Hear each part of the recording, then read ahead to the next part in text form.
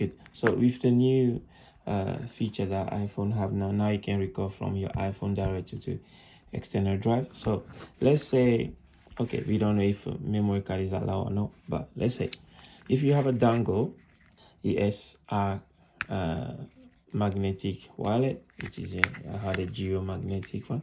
So you put your dongle through where the card's supposed to be, which I remove my card.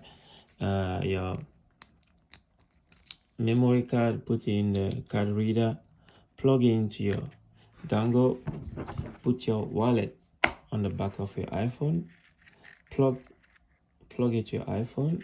Okay, we can make it work for somehow. Push the dongle there, and so you can have your small DIY setup right here. I know somebody will make some accessories sooner or later, and Apple will make it themselves. So yeah, so this is our production, new production, 4K 60 frame per second production film set right here. I'm telling you, no joke.